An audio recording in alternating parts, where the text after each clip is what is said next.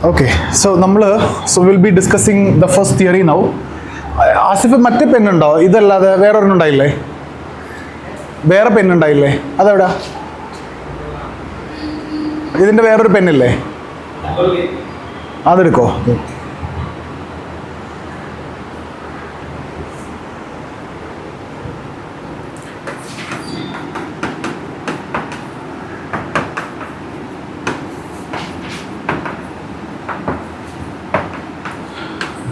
So we discussed this theory of historical materialism. Okay. So if I ask you Marx's idea about individual and society, will you be able to write his idea about individual and society? So his idea about society is based on production process. So I'll just roughly write all those here. His idea about society is based on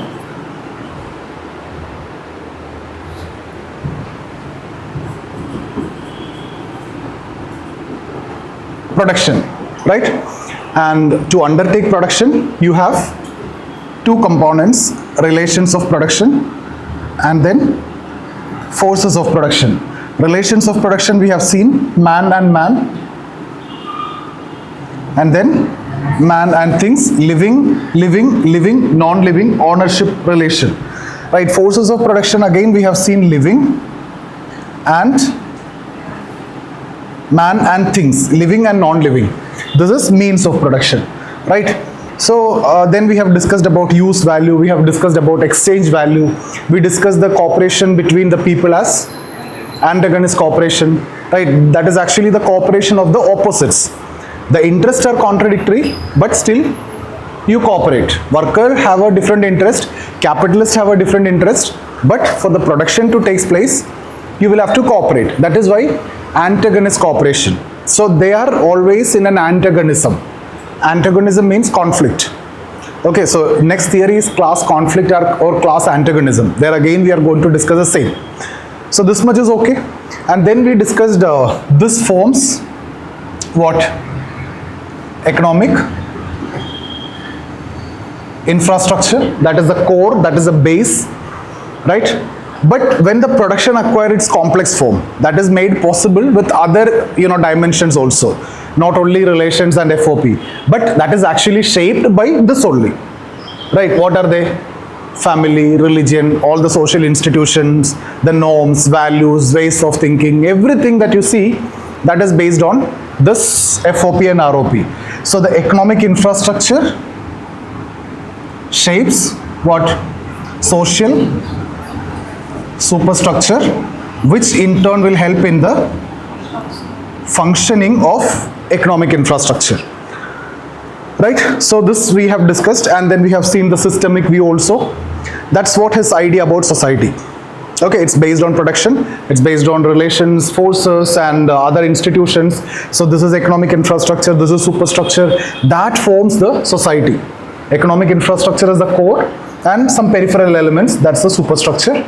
And the superstructural elements, that is shaped by economic infrastructure. Your thoughts, your ideas will come where? Superstructure. Your ideas are shaped by economic infrastructure only. That statement is what I have given. It is not the consciousness of a man that decides his existence, it is the existence that decides your consciousness. Okay. And then we also briefly mentioned finally about his view on individual. We discussed being and social being. Now are you clear with this much? If that is clear, half of this theory is done. Historical materialism, the first part of this theory is this. So if this theory is asked, the first part of the theory is this. Now this they can ask you Marx's idea about individual and society. Marx's idea about society, you need to write all this. Some from historical materialism also you need to write. Marx's idea about individual also, you need to write about this briefly, and then being and social being, and what we are going to study later also you need to bring in. Now if this theory is asked, the first part of this theory, the half of this theory is this. because this theory is actually explaining society, individual and how society evolved. Right? So this is the first part of this theory. Second part of this theory is evolution of society. How society evolved. What are the different types of society? What are the changes came? How forces of production changed? How relations of production changed? What is conflict? And how different societies came. That's what we are going to see today. So, once you understood this clearly,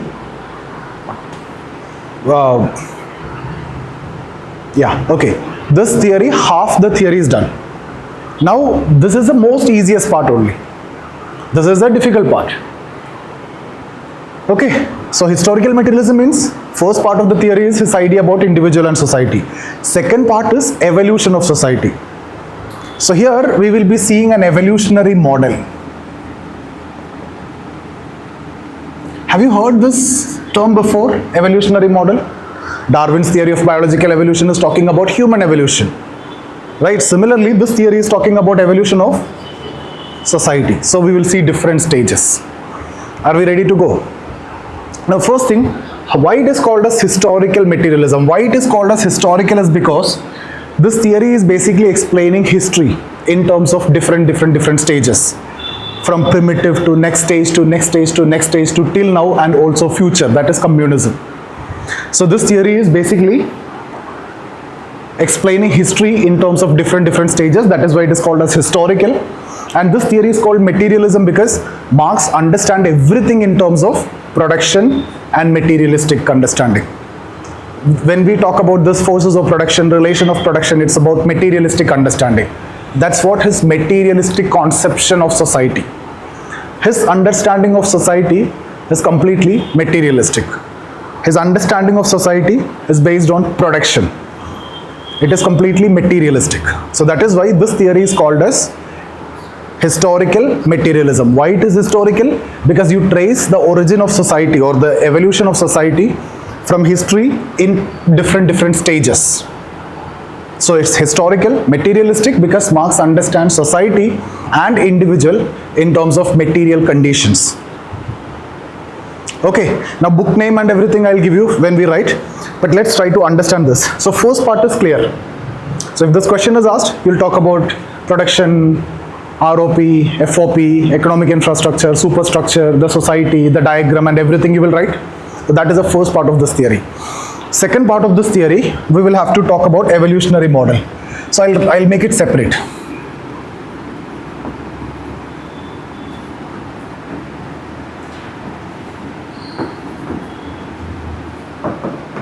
Evolutionary model of society. So there are 6 stages, okay, 4 of which are existing, societies, means coming from different stages. We are now in a capitalist society, okay. So I'll divide this into existing societies, or another word if you want to use, mode of production. Last day I've told you Marx used different terms for society. Mode of production is one. What is the other one? Means of production is different. That is tools and techniques. Social formation. Right? Different terms are used for explaining society. So existing mode of production, I'll just write MOP. When I told means of production, I wrote MOP and I told you MOP we actually use in mode of production. That's society. Okay. So existing mode of production, and then his conception about future. So futuristic mode of production. What is this MOP? Mode of production. What is that? Society. That is society. Okay. So existing mode of production, if you see, there are 4. 1, primitive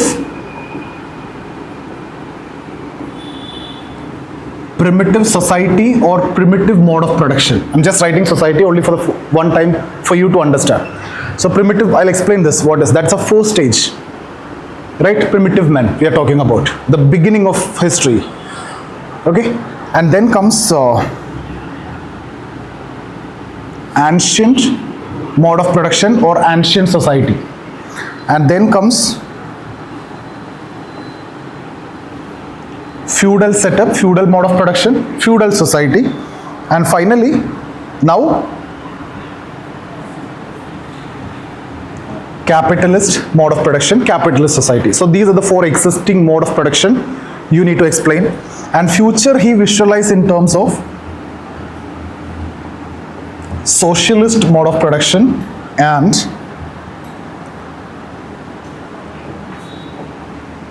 communist mode of production. Okay, so are you with me so far, this one? Okay, so we have discussed this.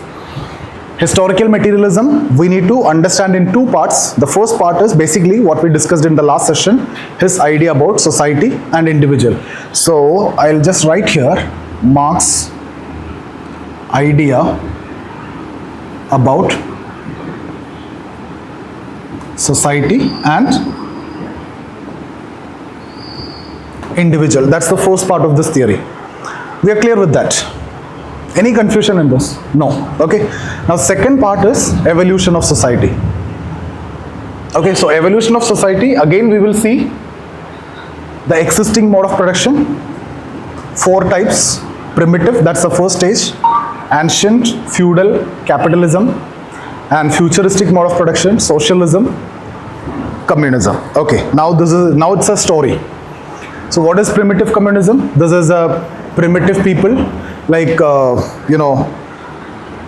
population is very less, very few number of people only, food is abundant in nature, everything you can get it from the jungle, there is no competition, there is no private property, everyone is equal, everyone is alike, everyone is similar, everyone do the same activity, everyone will wear the same dress, if at all they wear the dress, everyone eat the same food, there is no differences, there is no inequality, there is no private property, right? Everything is abundant, everything is available for everyone as per their needs.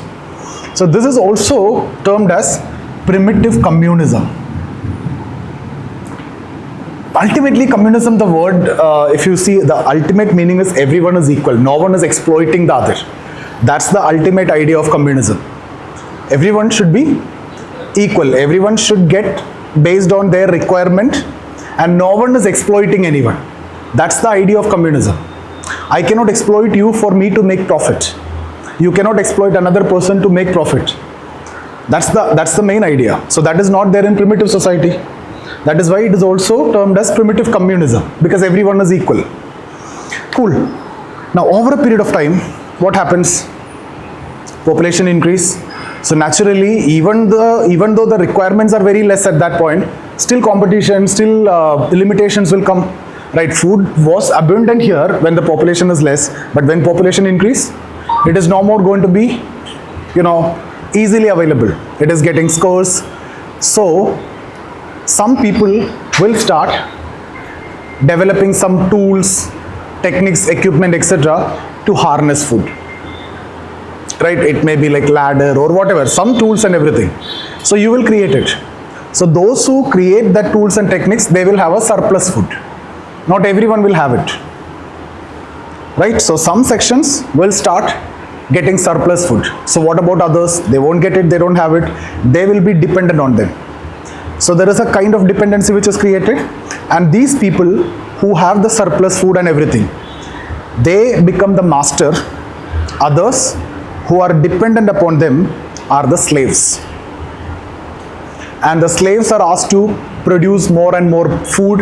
They pressurize to work more and more with the tools and techniques and everything. So there is a kind of inequality created. There is kind of two classes created, dependency created. So one at the top, the other at the bottom. One is getting exploited, the other exploit this one. What are this relation? Master-slave relation. Right? Now who are the masters?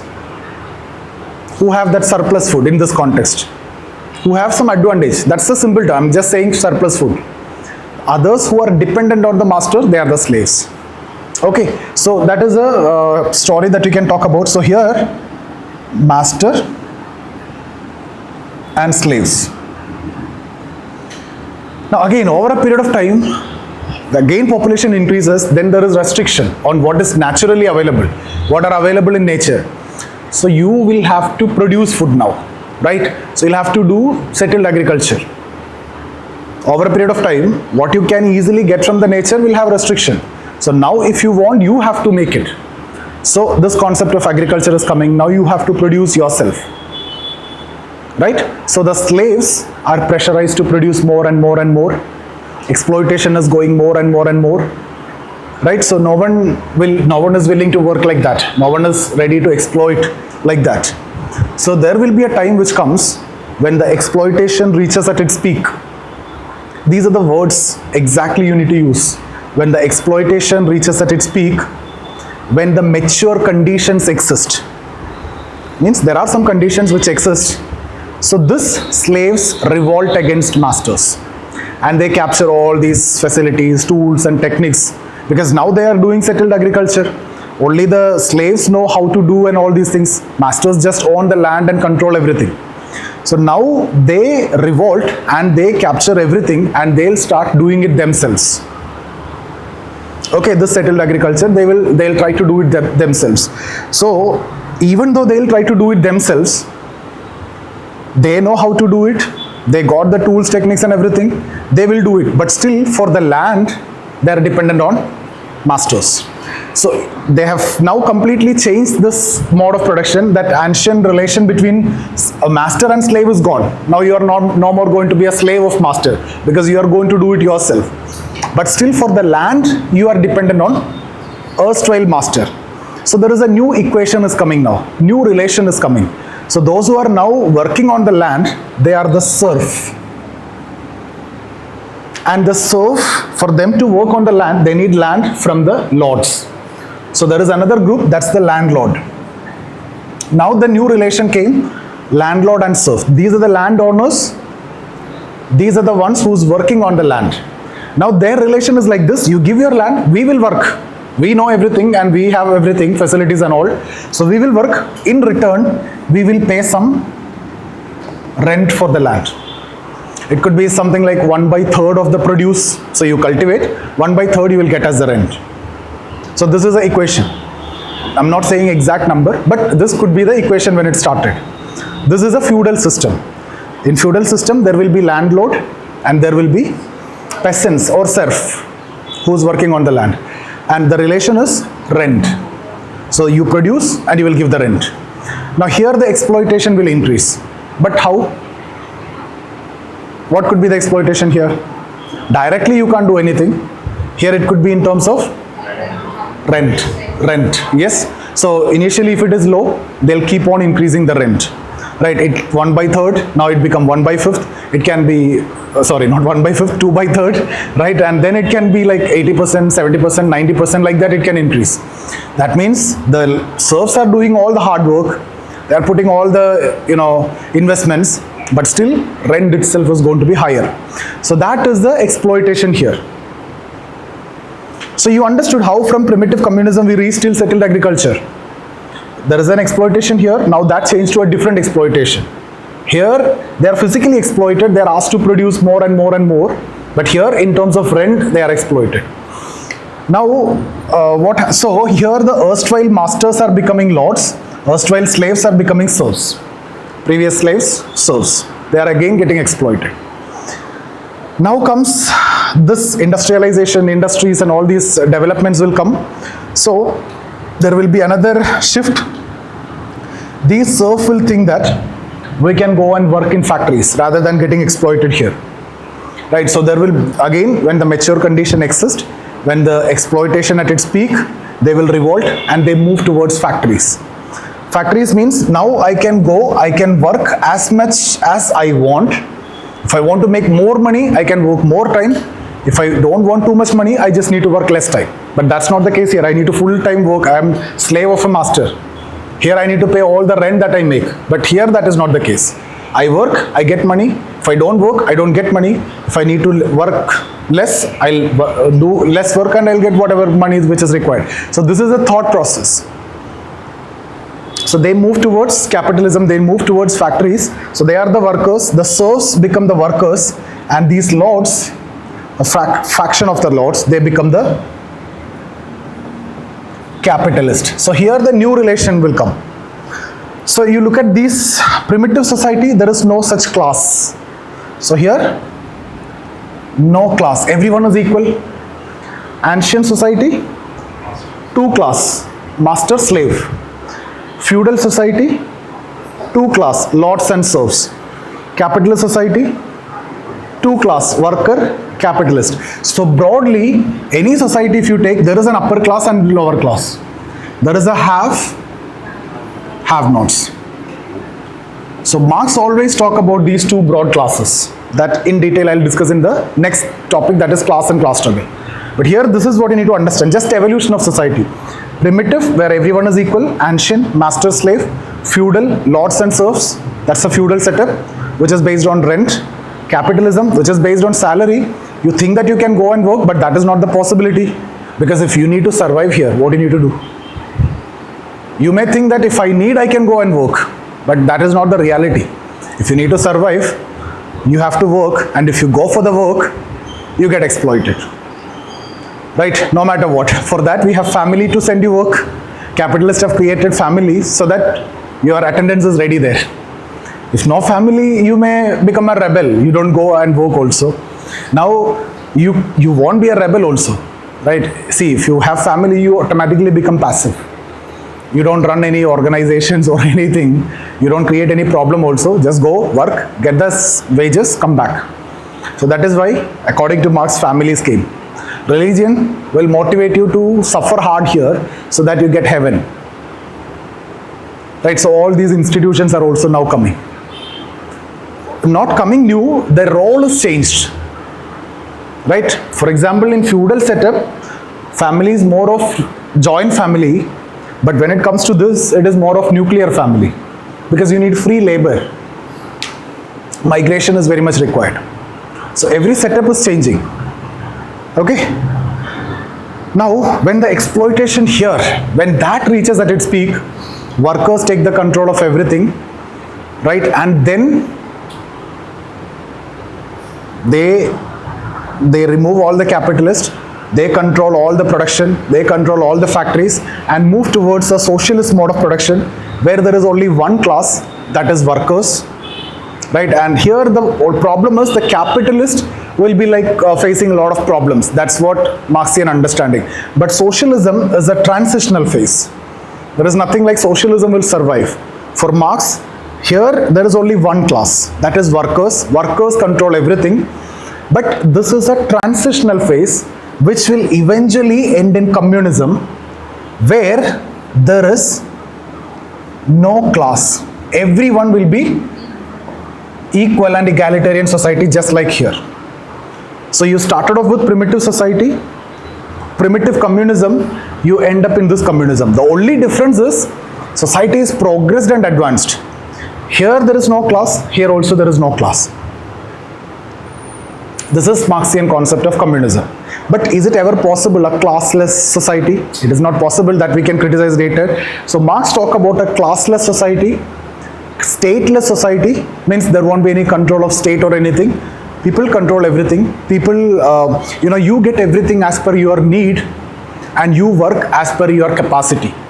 That means whatever capacity you have, based on that you contribute. Whatever requirements you have, you will get that. Okay, so this is what this theory is all about. This is the evolution of society. So you need to understand in terms of existing stage, futuristic conception. Existing, these four. Futuristic, communism is its final destination where there is no class, egalitarian society, and there is a very famous statement also.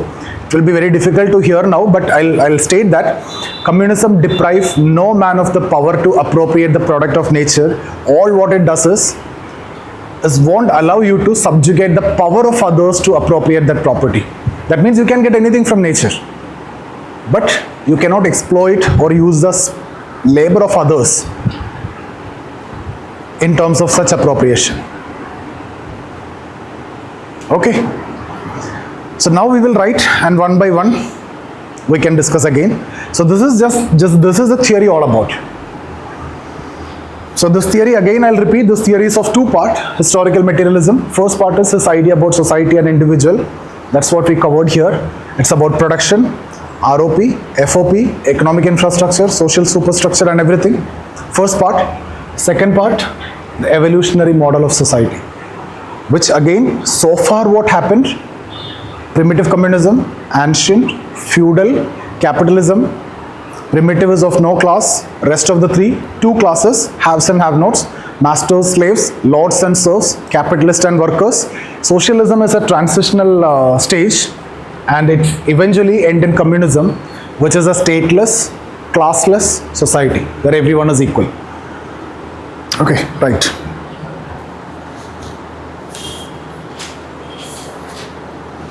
Marx theory of historical materialism.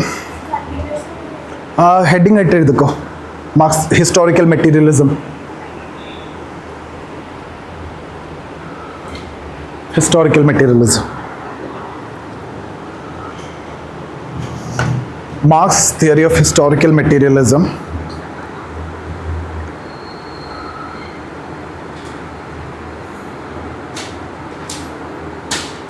deal with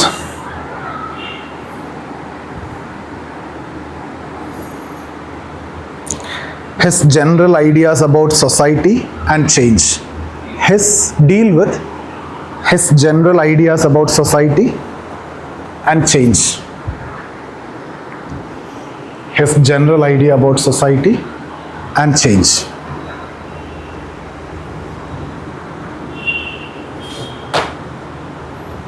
Okay, so this is what the first part, his idea about society. This is what?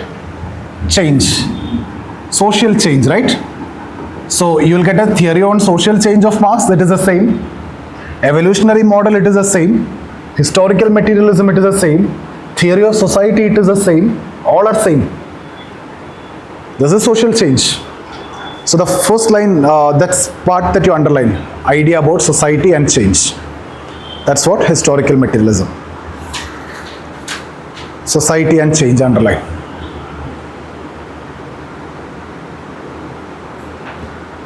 Marx never used the term historical materialism. Marx never used the term historical materialism. Instead, he frequently used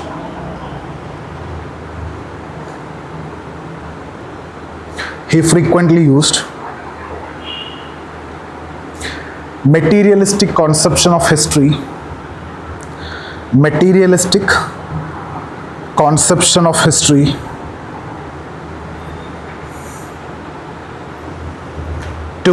for explaining his views. Materialistic conception of history for explaining his views. Underline cheyu, materialistic conception of history. Okay. His ideas about society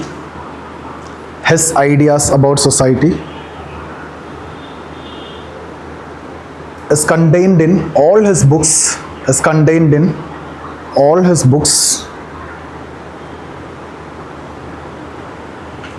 but the purest exposition of this theory,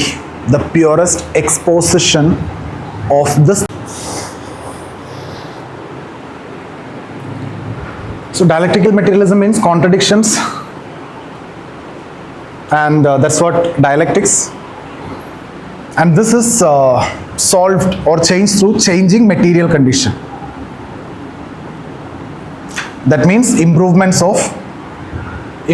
in terms of forces and relations of production. Okay. Yeah, that's the entire concept behind this theory, dialectical materialism. But there is another version given by Hegel, that is dialectical idealism. Just understand this, there is nothing more to discuss in that. Dialectical idealism, what Hegel says, it's not material conditions which are responsible for changes, it's the ideas which are responsible for change. So what happens is, there are contradictions, there will be new ideas comes, that contradictions or the issues will be solved and move to the next stage. For example, COVID came, right? That's a contradiction at that point of time. That's a problem which came, right? New ideas came in terms of, let's say, Zoom classes at that time, or vaccines, etc. So even if you talk about any area, work from home came. So all these are new ideas which came and that contradiction is solved and life became normal, correct? So any situation there can be contradictions, that means dialectics. So for Hegel, how the contradiction is solved? Ideas. For Marx, it is a material condition. Why is it so? Is because what Marx says is, this is economic infrastructure and there is a superstructure. For Marx, economic infrastructure shapes superstructure, which will help in the functioning. And for Marx, ideas will come where? In superstructure. So Marx also says, yes, it is ideas which will bring the change. But ideas comes from where? Change in material condition. You are living in such a society, capitalist society, that is why you need to have such kind of ideas. Right? So it is right that ideas are going to make the change, are going to solve the contradiction, but it is that ideas which are coming because of the economic infrastructure or the material conditions. So that is what? Dialectical materialism. There is dialectical idealism concept by Hegel. Marx modified that to dialectical materialism. We need to write that also.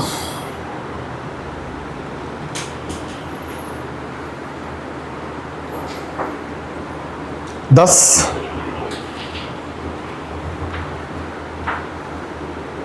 Marx's theory of historical materialism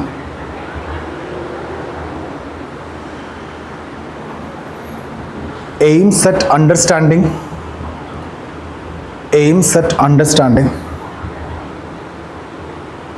society as well as the evolutionary process of change,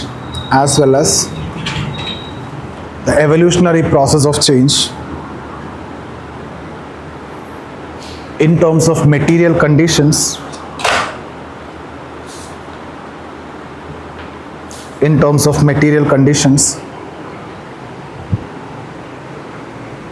or the production process.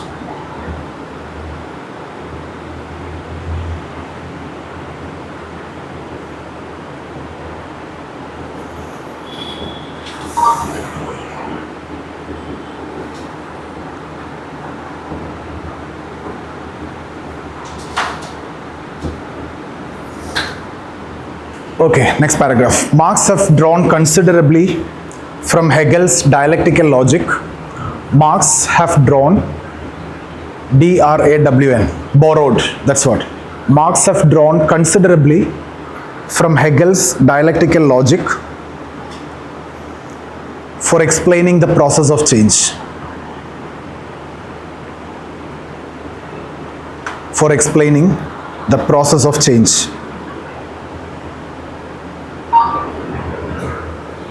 Similarly,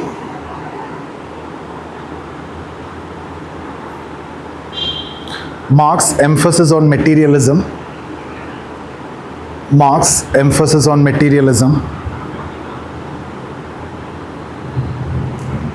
is a modified form of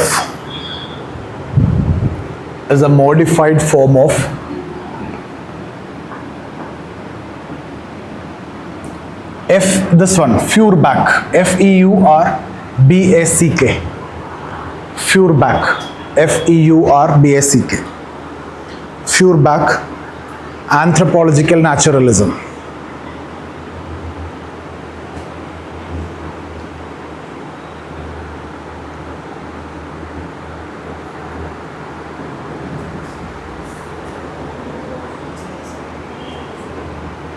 Anthropological naturalism. According to Marx,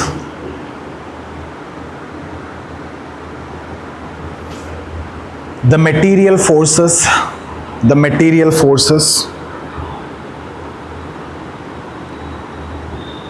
only constrains the choices available to individual,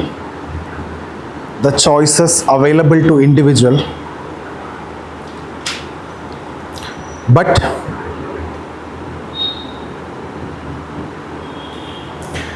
individual can only decide within these constraints. Decide within these constraints.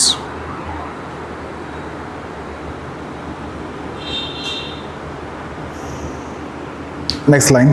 Similarly, Marx overturns Hegel's idea of dialectical idealism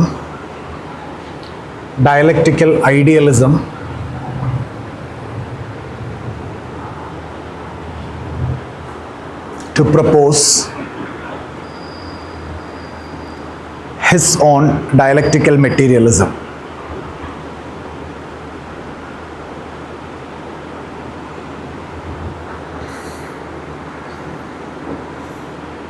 okay, നിങ്ങൾക്ക് ആ sentence മനസ്സിലായോ? Marx overturns എന്തോ പറഞ്ഞു? Okay, Marx overturns Hegel's idea of dialectical idealism and he proposed materialism. എന്ന് വെച്ചാൽ ideas അല്ല, material condition ആണെന്നുള്ള രീതിയിലായി. Okay, it's not the ideas.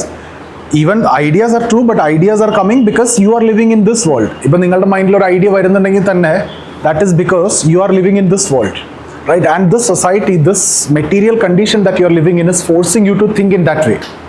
Why all the sudden the Zoom classes and everything came, right? Work from home, why it came? Because you cannot stop things, right? You have to find an opportunity, even during that COVID time. Otherwise you'll struggle only. So it is that material condition that forces you to do it. Otherwise you'll have to stop forever, right? Next paragraph. Marx's theory of historical materialism. Marx's theory of historical materialism contain two aspects.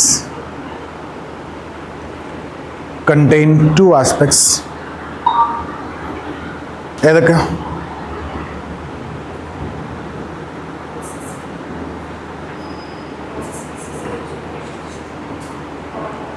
അത് evolutionary മോഡലാണ്. നിങ്ങൾ confused ആവല്ലേ?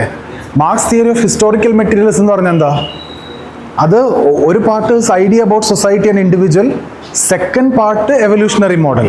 Evolutionary മോഡലാണ് രണ്ടാമത് നമ്മൾ further divide ചെയ്ത് existing society and futuristic society എന്നാക്കിയത്. Okay, theory of historical materialism ഈ evolutionary model അല്ല. ഫസ്റ്റ് പാർട്ട് നമ്മൾ ഓൾറെഡി കഴിഞ്ഞ ദിവസം പഠിച്ചോ, അത് നിങ്ങളിവിടെ എഴുതണം. അതിന് ഞാൻ എഴുതിക്കില്ല. So first one, the conception of society. Veni ബ്രാക്കറ്റിൽ എഴുതിക്കോ പ്രീവിയസ് നോട്ട്സ്. പ്രീവിയസ് നോട്ട്സ് എഴുതി വെച്ചു, ഇനി അല്ലെങ്കിൽ നിങ്ങൾ നാളെ ചോദിക്കും. 2 എവല്യൂഷണറി മോഡൽ. അല്ലെങ്കിൽ ഇങ്ങനെ ഒരു ഇത് വരക്കും, ഇത് വരച്ചു വെച്ചോളൂ. ഹിസ്റ്റോറിക്കൽ മെറ്റീരിയലിസം ഹെഡിങ് കൊടുക്കുക, marks idea about society and individual കൊടുക്കുക, ഇതെല്ലാം എഴുതുക. പ്രൊഡക്ഷൻ, ROP, FOP, ഇതെല്ലാം നിങ്ങൾ അവിടെ കാണിക്കുക, ഇതെല്ലാം നിങ്ങൾ എഴുതണം. ജസ്റ്റ് വരച്ചോളൂ ഇത്.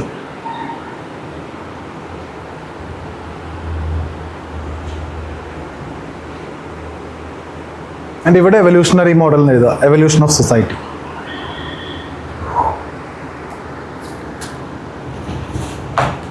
അല്ലെങ്കിൽ സ്പേസ് വിടൂ, ക്ലാസ് കഴിഞ്ഞിട്ട് നിങ്ങൾ വരച്ച് കംപ്ലീറ്റ് ചെയ്താൽ മതി.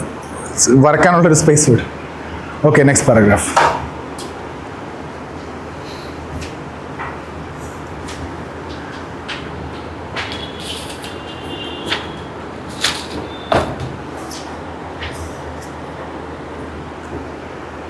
Next paragraph. ഓക്കെ, അതിൽ സബ് ഹെഡിങ് ആയിട്ട് എവല്യൂഷണറി മോഡൽ എന്ന് എഴുതും.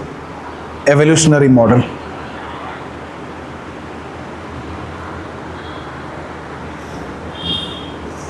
Marx's historical conception of society. Marx's historical conception of society is not only based on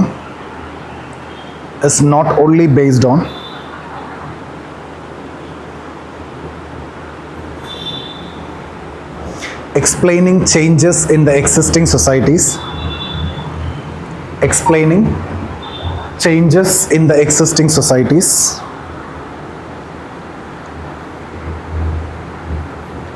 but also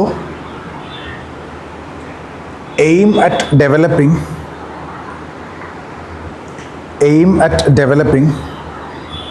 a futuristic mode of change. A futuristic mode of change.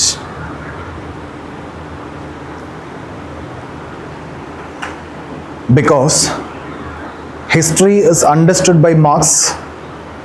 History is understood by Marx in terms of 4 stages.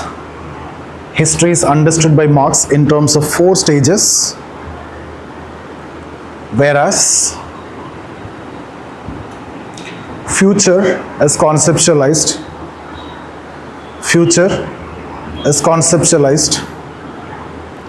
as 2 stages. അത് നിങ്ങൾ ഈ diagram വെച്ച് അവിടെ എഴുതിക്കോളൂ. ഇത്ര എഴുതിയാൽ മതി. Evolutionary model of society heading കൊടുക്കുക. ഇതൊന്നും എഴുതണ്ട. പ്രിമിറ്റീവ് സൊസൈറ്റി, ആൻഷ്യൻ ഫ്യൂഡൽ, ഇതൊക്കെ നമുക്ക് നോട്ടിൽ എഴുതാം. ഇത്ര എഴുതിയാൽ മതി. Existing mode of production heading കൊടുക്കുക, ഫ്യൂച്ചറിസ്റ്റിക് മോഡ് ഓഫ് പ്രൊഡക്ഷൻ കൊടുക്കുക. ഈ 4 സ്റ്റേജ് എഴുതുക, ആ 2 സ്റ്റേജ് എഴുതുക. പെട്ടെന്ന്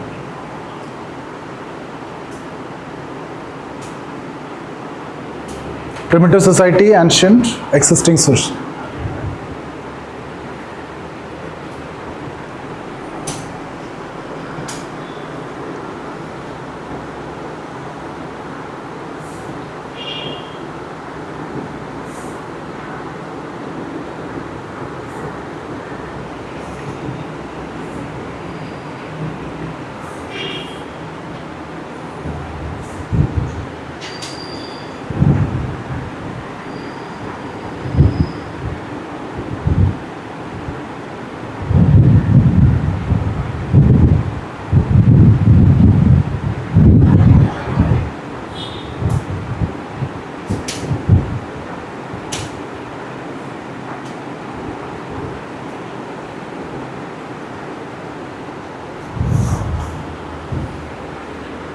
Okay, ഇവിടെ ഫ്യൂച്ചറിസ്റ്റിക് മോഡ് ഓഫ് പ്രൊഡക്ഷൻ എഴുതിയിട്ട് socialist and communist. Okay, now continue. Marx evolutionary concept starts from a very primitive society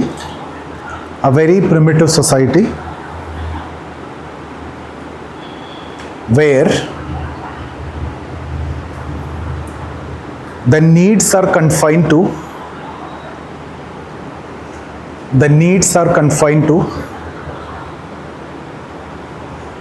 basic needs of survival.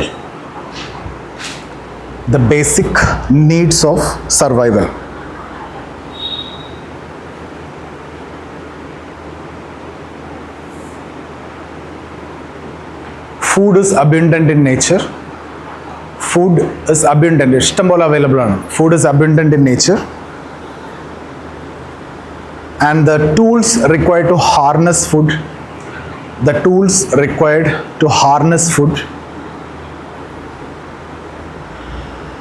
are very simple.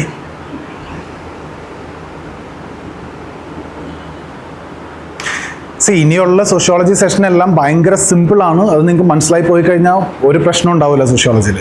Theories are very first ആ ഒരു 3 chapters ആണ് കുറച്ച് പ്രശ്നമുള്ളത്. അത് കഴിഞ്ഞാൽ പിന്നെ ഭയങ്കര സിമ്പിളായിട്ടുള്ള തിയറീസ് ആണ്. വെറുതെ പേരിന് മാത്രമാണ് തിയറി എന്ന് നിങ്ങൾ ശരിക്കും സോഷ്യോളജിയിൽ പറയുന്നത്. അന്ന് തന്നെ അത് കംപ്ലീറ്റ് ചെയ്ത് പോയി കഴിഞ്ഞാൽ അത് സിമ്പിളാണ്. Okay, tools required are very simple. There is no concept of ownership. There is no concept of ownership in the production. And Marx termed this stage as in the primitive communism. Inverted comma lid. Next paragraph. With time, population increases and the demand for more food and the demand for more food results in its scarcity or shortage, results in its scarcity, shortage, whatever you want you write, shortage. To meet the demand, new tools are devised,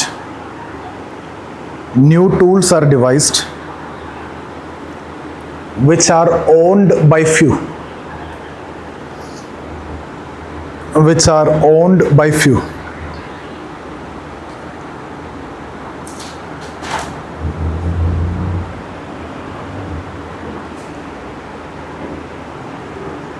The owners of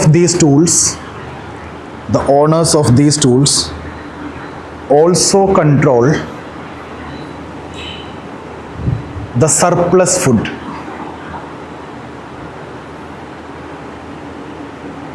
Okay, underline surplus food, underline owners of these tools. Okay, so മനസ്സിലായല്ലോ, ആരാണോ ഇത് develop ചെയ്ത് അവരുടെ കയ്യിൽ surplus food ഉണ്ടാവും. So others ഇവരെ dependent ആയിരിക്കും. അതുകൂടെ എഴുതുക. And others are dependent upon them. Others are dependent upon them. അത് അണ്ടർലൈൻ ചെയ്യൂ, dependent upon them. With this, a new mode of production,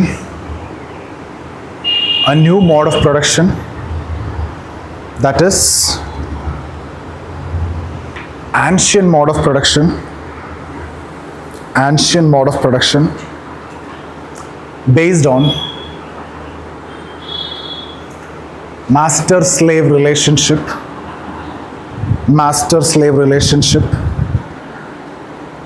comes into existence.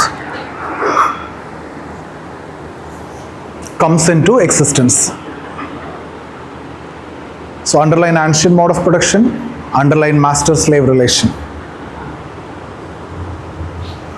Any question, any doubt in this paragraph? ഇല്ല. Over a period of time population increase ചെയ്തു, നിങ്ങൾക്ക് ഇനി ഫുഡൊക്കെ വേണമെന്നുണ്ടെങ്കിൽ easy ആയിട്ട് കിട്ടില്ല. You need to develop the tools. കുറേ ആൾക്കാർ ടൂൾസ് ഡെവലപ്പ് ചെയ്തു, അവരെല്ലാം കൺട്രോൾ ചെയ്യാൻ തുടങ്ങി, ബാക്കിയുള്ള ആൾക്കാർ അവരെ ഡിപ്പെൻഡ് ചെയ്യാൻ തുടങ്ങി. സോ മാസ്റ്റർ സ്ലേവ് റിലേഷൻ വന്നു. അതാണ് ancient mode of production. Okay, അടുത്തത്. Further as the population increases,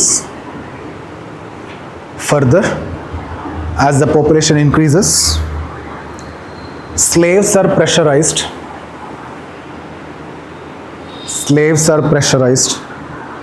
to produce more and more food,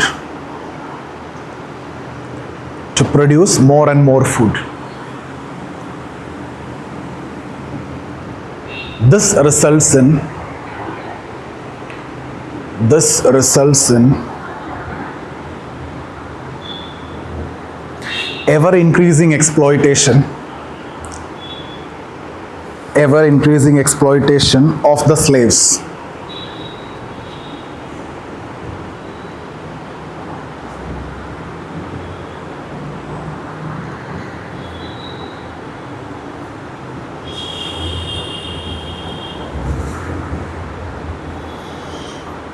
Okay,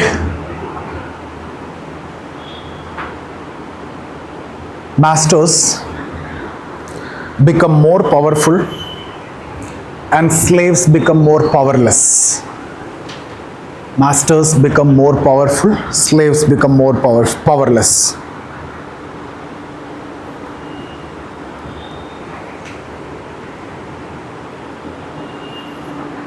Full stop. Within ancient society,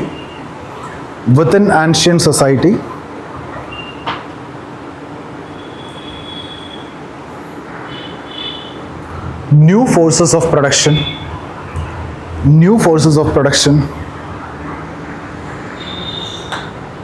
relating to settled agriculture emerged, and slaves are compelled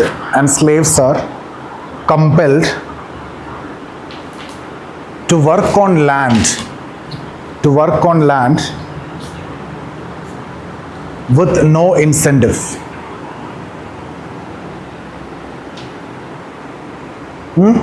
Next sentence. When the mature condition exists.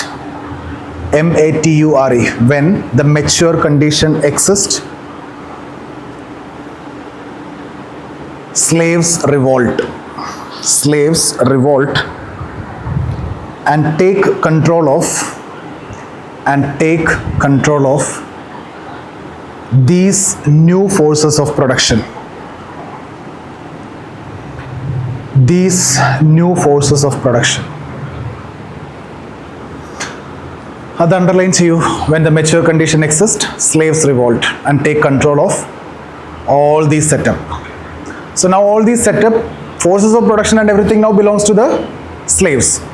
But to produce, they need the land. For that, they still need to depend on masters. For that, they need to pay rent. And over a period of time, rent keep increasing. Okay, right.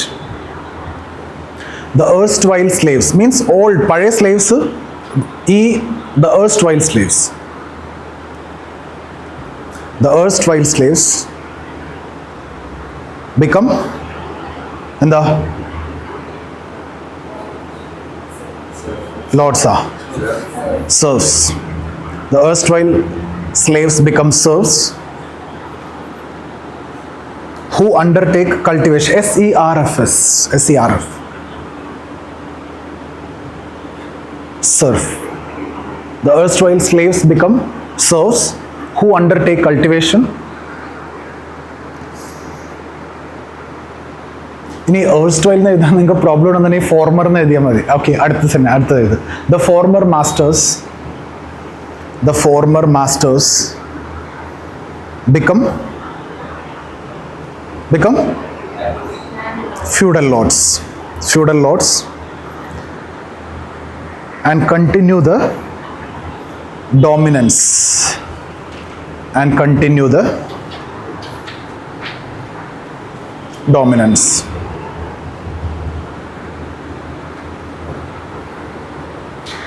ആ ഒരു first 3 chapter എടുത്തപ്പോഴുള്ള ബുദ്ധിമുട്ട് നിങ്ങൾക്ക് ഇപ്പം ഉണ്ടോ? Feel ചെയ്യുന്നുണ്ടോ sociology? അതായിരുന്നു എളുപ്പം.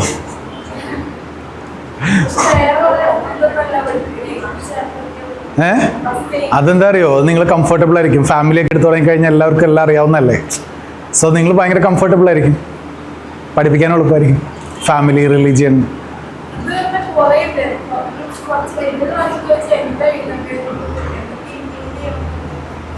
എന്തൊക്കെ ഇൻക്ലൂഡ് ചെയ്യണമെന്ന് അറിയില്ലേ? ഏറ്റവും കുറവായിട്ടാണ് ഞാൻ തരുന്നത് ആക്ച്വലി. ആ തിയറി എന്താണോ എഴുതേണ്ടത് അത് മാത്രമേ തരുന്നുള്ളൂ, അതിൽ കൂടുതലൊന്നും തരുന്നില്ല.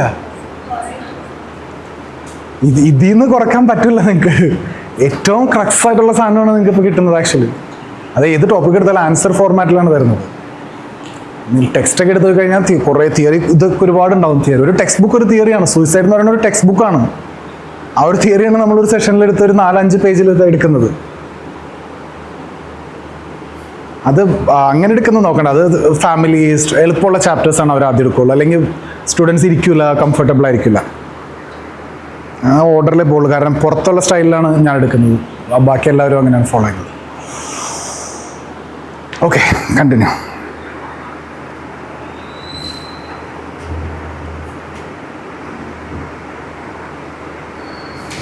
അത് കഴിയുമ്പോഴേ മനസ്സിലാവുള്ളൂ. നിങ്ങൾക്ക് പഠിക്കാൻ എളുപ്പമായിരിക്കും, എഴുതാൻ എളുപ്പം. കാരണം ഇങ്ങനെയാണ് ആൻസർ എഴുതേണ്ടത്. ഇതിപ്പോൾ ഒരു ആൻസറിനുള്ള കോണ്ടന്റേ ഉള്ളൂ ശരിക്കും. പക്ഷെ കുറച്ചും കൂടി ഒന്ന് സമ്മറൈസ് ചെയ്യണം. ഇതിൽ നിന്ന് എഴുതാൻ പറ്റില്ല എന്ന് പറഞ്ഞാൽ പിന്നെ ഭയങ്കര ബുദ്ധിമുട്ടാണ്. ഇത് കോൺസെപ്റ്റ്സ് എല്ലാം മനസ്സിലാക്കിയിട്ട് നിങ്ങൾ സമ്മറൈസ് ചെയ്യാൻ പറ്റണം. അതുകൊണ്ടാണ് 3, 4, 5 ടൈംസ് സെയിം സാധനം തരും. അതുകൊണ്ട് വേറെ ഒന്നും വായിക്കേണ്ട ആവശ്യമില്ല. അത് തന്നെ ഫോളോ ചെയ്ത് അത് കറക്റ്റായിട്ട് മനസ്സിലാക്കി എടുത്താൽ മതി. ഇത് ഫോളോ ചെയ്യാൻ പറ്റില്ലെങ്കിൽ ബുദ്ധിമുട്ടാണ്.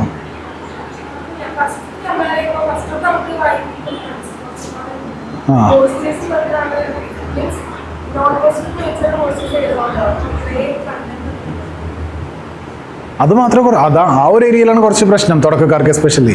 പക്ഷേ സ്ട്രാറ്റിഫിക്കേഷനൊക്കെ വന്നു കഴിഞ്ഞപ്പോൾ എന്ത് എളുപ്പമാണ്, വേറെ ഒന്നുമില്ല. നമുക്കറിയാവുന്നതാണ് ഇനിക്വാലിറ്റി, സ്ട്രാറ്റ, തിയറീസൊക്കെ ഭയങ്കര എളുപ്പമാണ് ശരിക്കും. It should be easy.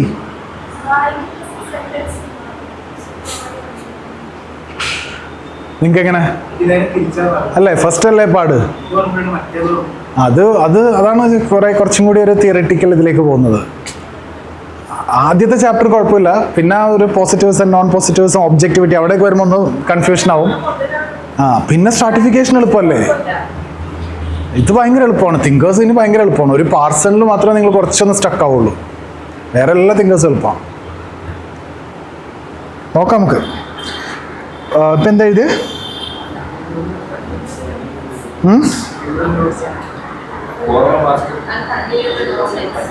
continued the dominance അല്ലേ.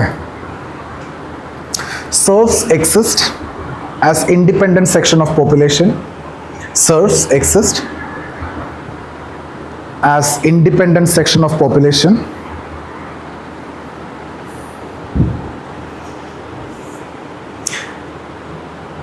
ഇന്നിപ്പോൾ എന്തായാലും റെക്കോർഡിങ് യൂസ്ഫുൾ അല്ല, അതുകൊണ്ടാണ് എനിക്ക് ക്ലാസ്സിൽ ഇത്രയും സംസാരിക്കാൻ പറ്റുന്നത്. നമുക്ക് അല്ലെങ്കിൽ അങ്ങനെ സംസാരിക്കാൻ പറ്റില്ല. അതായിട്ട് കണ്ടുവരും. പക്ഷെ അല്ലെങ്കിൽ അത് പഴയ ലെക്ചേഴ്സ് ഓൾറെഡി ഉണ്ട്, നിങ്ങൾക്ക് അതിലുണ്ട്, പക്ഷെ ഒന്നുകൂടെ എടുക്കേണ്ടി വരും. കാരണം ഫസ്റ്റ് പാർട്ടിലല്ലേ, നോട്ട്സ് അല്ലല്ലോ ഇമ്പോർട്ടൻറ്റ്, ഫസ്റ്റ് പാർട്ടിലാണ് നമ്മൾ എക്സ്പ്ലെയിൻ ചെയ്തല്ല. അതാണ് അങ്ങനെ ക്ലാസ്സിൽ സംസാരിക്കാൻ എനിക്ക് സമയം കിട്ടാത്തത്, നോർമലായിട്ട് സംസാരിക്കാത്തത്.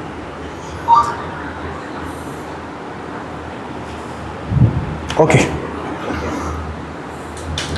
Serfs exist as independent section of population within the society, but are still dependent upon feudal lord, but are still dependent upon feudal lord for land and protection. For land and protection. അത് നിങ്ങൾ underline ചെയ്യൂ. Land മനസ്സിലായല്ലോ, protection എന്ന് ഉദ്ദേശിച്ചത് എന്താ? നിങ്ങൾ കുറേ സാധനങ്ങൾ കൾട്ടിവേറ്റ് ചെയ്ത് പ്രൊഡ്യൂസ് ചെയ്ത് എവിടെ കൊണ്ടുപോയി സ്റ്റോർ ചെയ്യും? You have to depend on them. Okay, അവർക്കാണ് അതിനുള്ള ഫെസിലിറ്റിയും കാര്യങ്ങളൊക്കെ ഉള്ളത്. Okay, next sentence. Serfs pay a part of their produce. Serfs pay a part of their produce to the lords in the form of taxes. In the form of taxes.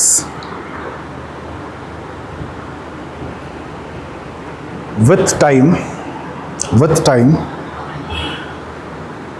എന്ത് സംഭവിക്കും? Demand for tax will increase. Okay, so with time the demand for increasing high tax, with time the demand for increasing high tax resulting in the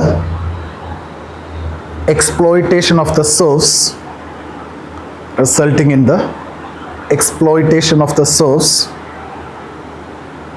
and the consequent struggle between the two, and the consequent struggle between the two.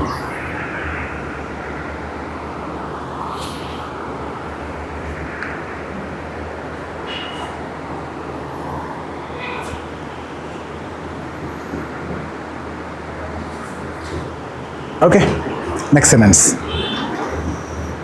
Within the society, new forces of production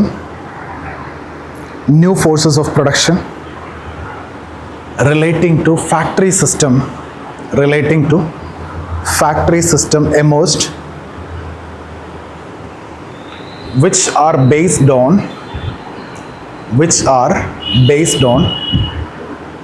wage system.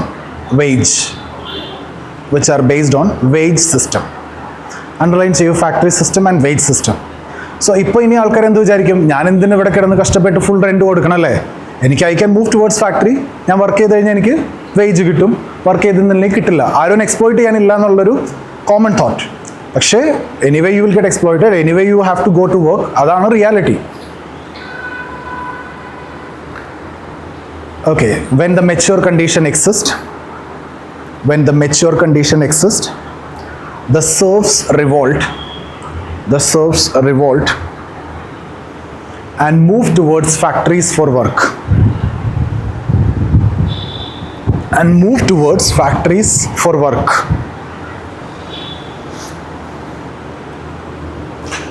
അത് underline ചെയ്യും. Mature, ഇപ്പോൾ രണ്ടിലും common ആണ് കണ്ടോ. നേരത്തെ mature condition exist, slaves revolt. ഇവിടെ mature condition exist, serf revolt. അടുത്തതിൽ mature condition exist, workers revolt. ഇനി എന്താണ് മെച്യൂർ കണ്ടീഷൻ എന്ന് we are not discussing here. That we will discuss in the next theory. That is a process called as class struggle between class conflict. That is the next theory. Okay, എന്താണ് mature condition, എങ്ങനെയാണ് സംഭവിക്കുന്നത്, എല്ലാം അതിലാണ് പറയേണ്ടത്. ഇവിടെ നമ്മൾ evolution മാത്രം മനസ്സിലാക്കിയാൽ മതി. With this, a new mode of production,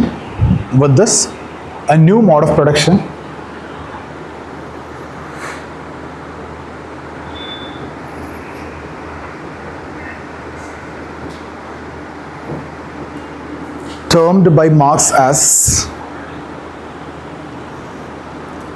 capitalist mode of production,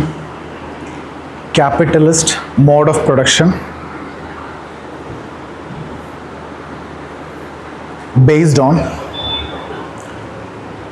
capitalist worker relationship emerged.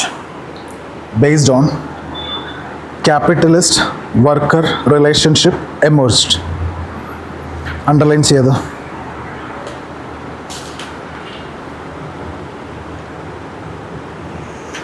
the capitalist were the erstwhile feudal lords. The former feudal lords എഴുതിക്കോ, നിങ്ങൾക്ക് ഏതാ കംഫർട്ട് എന്ന് വെച്ചാൽ. ദ ക്യാപിറ്റലിസ്റ്റ് വേർ, ഇത് നോക്കി ഇങ്ങനെയാണ് വരുന്നത്. ഈ മാസ്റ്റേഴ്സ് ആരാവും? ലോർഡ്സ് ആരാവും? ക്യാപിറ്റലിസ്റ്റ് ആവും. ഡോമിനൻ്റ് ആയിട്ടുള്ള ആൾക്കാർ എപ്പോഴും ഡോമിനൻ്റ് ആയിട്ട് തന്നെ നിൽക്കും. ജസ്റ്റ് ദാറ്റ് സൊസൈറ്റി അല്ലെങ്കിൽ മോഡ് ഓഫ് പ്രൊഡക്ഷനെ ചേഞ്ച് ആവുള്ളൂ. സ്ലേവ്സ് അവിടെയും എക്സ്പ്ലോയിറ്റഡ് ആയിരുന്നു, ഇവിടെ സെർഫ് ആയി കഴിഞ്ഞപ്പോഴും എക്സ്പ്ലോയിറ്റഡ് തന്നെയാണ്. അവർ തന്നെയാണ് വർക്കേഴ്സിലേക്കും വരുന്നത്, അവരവിടെയും എക്സ്പ്ലോയിറ്റഡ് ആണ്. Okay, the capitalists were the erstwhile feudal lords and the workers are erstwhile serfs.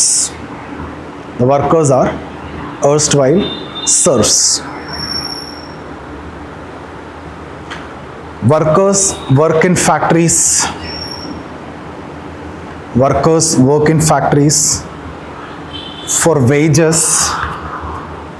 For wages, and they are free to work.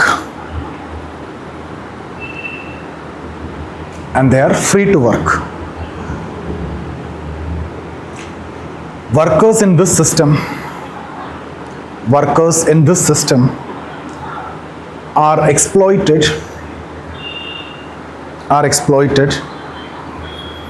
in terms of low salaries and poor or inhuman working condition.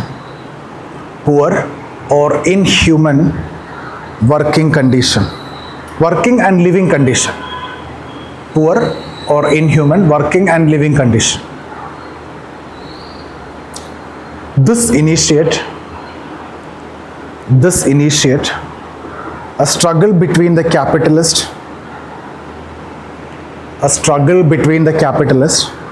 and worker as their interests are contradictory.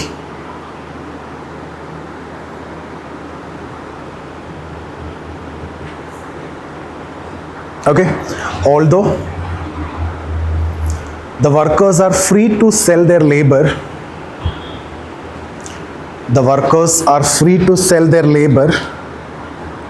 but are still dependent upon capitalists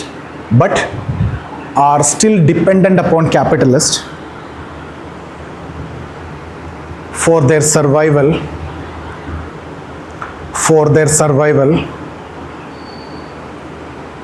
as the things they need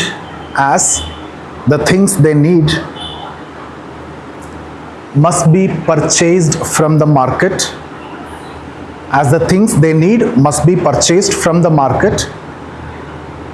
with money.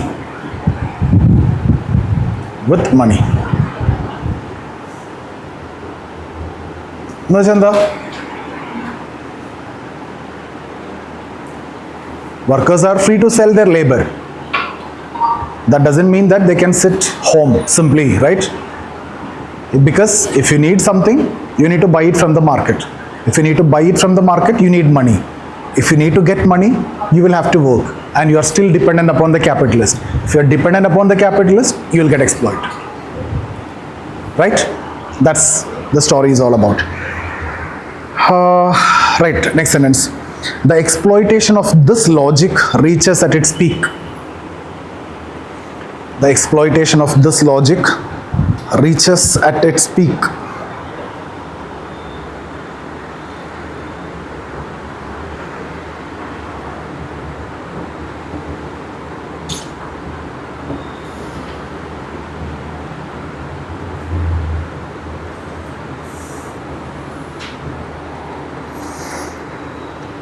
Cool. When the mature condition exists, the workers revolt. The workers revolt. Underline cheyyudu. Mature condition exists, workers revolt, and the workers control all resources.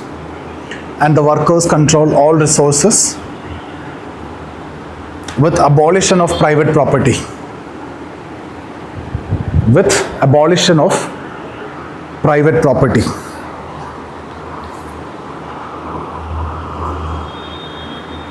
There will be rule of workers.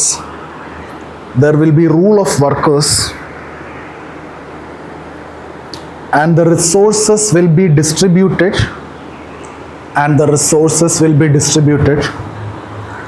As per one's need.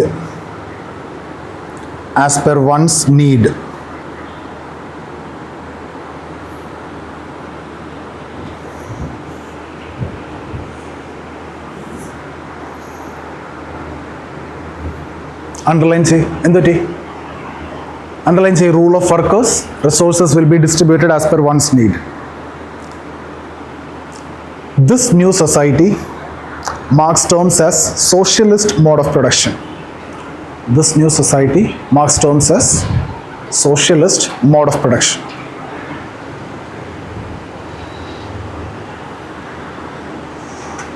So basically, here workers will take the control, abolish the private property, and everyone will get as per their requirements. Right? Private property there will be one class, that is workers class. There is a transitional phase. Next stage is communism, where there is no class, no state, nothing. Everyone is equal, right? And everyone will contribute to the society as per capacity. Everyone will get back as per requirement. Right? This society is transitional. And eventually result in communism.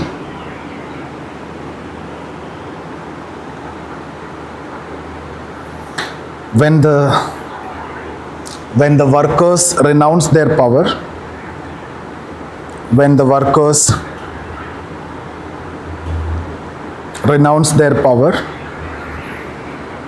and the people will be free in real sense.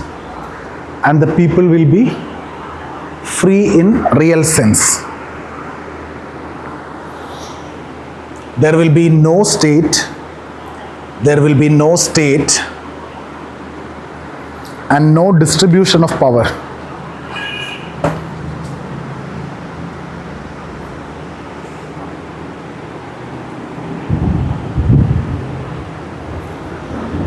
അടുത്ത sentence ആയിട്ട് ഇത് marks States ഈ ഒരു statement നിങ്ങൾ പറ്റിയാൽ by heart ചെയ്യുക, അവസാനം എഴുതാൻ പറ്റണമെന്ന് എഴുതുക, ഇല്ലാന്നുണ്ടെങ്കിലും കുഴപ്പമില്ല, ഇഗ്നോർ ചെയ്യുക. Okay.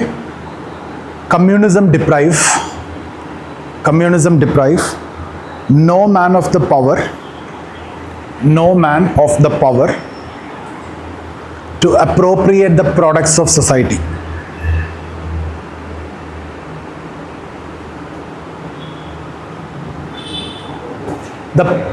To appropriate the products of society. അതായത് നിങ്ങൾക്ക് എന്ത് പ്രൊഡക്റ്റ് വേണമെങ്കിലും യൂസ് ചെയ്യാം. It is not depriving you from using anything from society. All what it does is basically what? You cannot use some other people's labor for your appropriation. If you want to, you go and make it. You go and get it. You can't use others' labor for that. Continue. Communism, products of society, all that it does is to deprive him,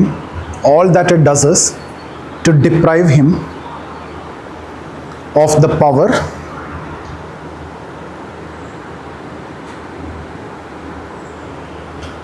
to subjugate the labor of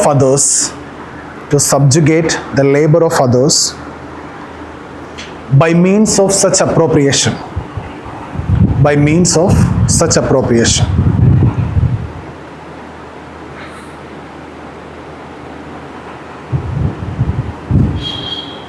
Okay? നിങ്ങൾക്ക് വേറൊരാളുടെ labour ഉപയോഗിച്ച് ഒരു profit ഉണ്ടാക്കാൻ പറ്റില്ല, നിങ്ങളുടെ personal ആയിട്ടുള്ള ഒരു profit ഉണ്ടാക്കാൻ പറ്റില്ല, but you can make what ever you want. Next paragraph. Thus, for Marx, the dynamic model of society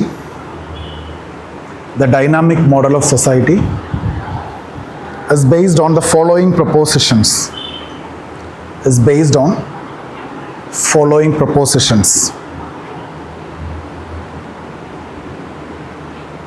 1. Continuous change in forces and relations of production.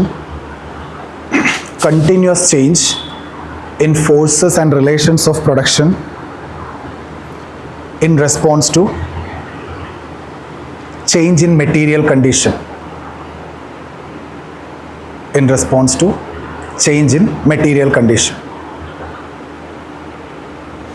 ഒന്നുമില്ല, അതിൽ ഒരു സിറ്റുവേഷൻ പറയുന്നത് എന്താണ്? Your forces of production, your relation of production keep on changing. That's a first proposition. Second, അതാണ് നമ്മൾ ഇത്രയും തിയറിയിൽ പറഞ്ഞേക്കുന്നത്. 2, continuous struggle between two broad classes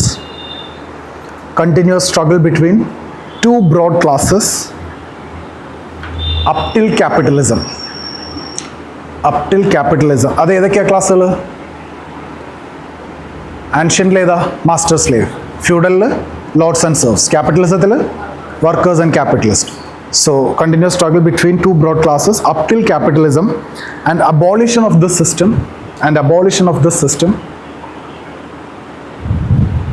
in socialism and communism.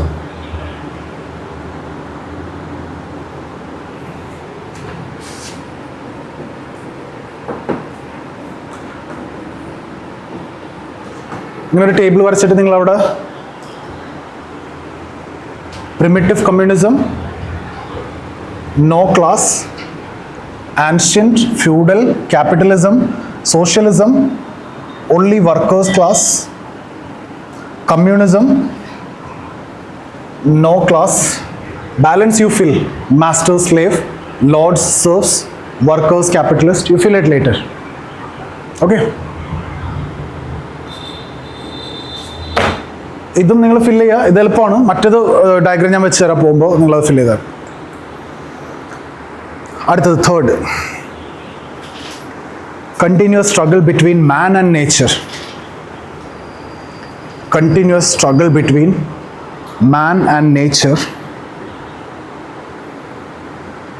will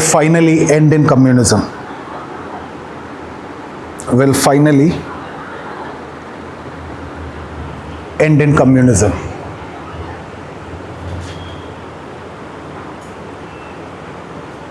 Next point, 4th, continuous struggle to resolve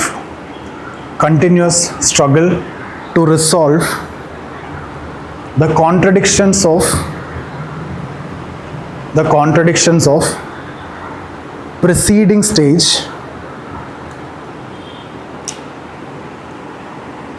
will end in communism.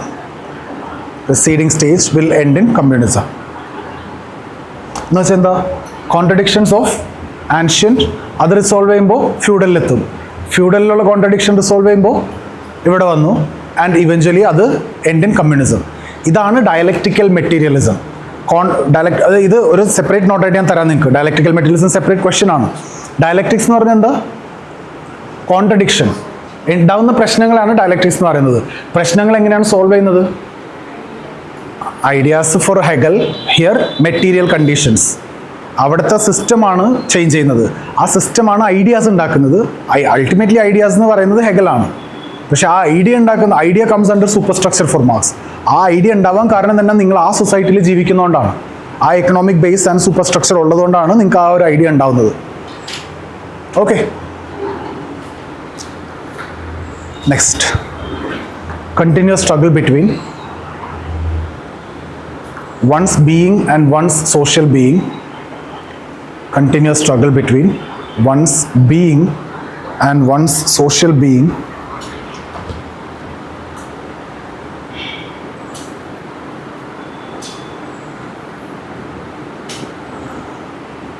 End in communism. One's being and one's social being will end in communism. ഒരു സ്റ്റേറ്റ്മെൻറ്റും കൂടി എഴുതിക്കോ. ഒരു നല്ല statement ആണ്, അതൊന്നും എക്സാമിന് എഴുതിയില്ലെങ്കിലും കുഴപ്പമൊന്നുമില്ല. Just write. Marks States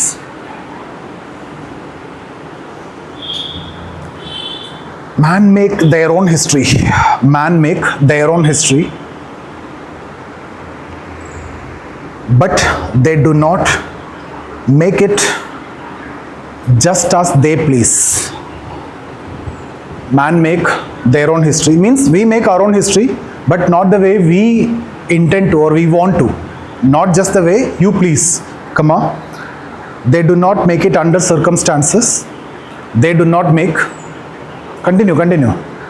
They do not make it under circumstances. They do not make it under circumstances chosen by themselves. എന്ന് വെച്ചാൽ നമ്മൾ തന്നെയാണ് നമ്മുടെ ഹിസ്റ്ററി ഉണ്ടാക്കുന്നത്. പക്ഷേ നമ്മൾ ഉദ്ദേശിക്കുന്ന പോലെയല്ല, നമ്മൾ കൺസിഡർ ചെയ്യുന്ന സിറ്റുവേഷൻസും വെച്ചിട്ടല്ല, പക്ഷേ നമുക്ക് വന്നു ചേരുന്ന ഓരോ സാഹചര്യങ്ങളും അങ്ങനത്തെ കാര്യങ്ങളുമാണ്. അതാണ് ഇനി എഴുതാനുള്ളത്. ഓക്കെ.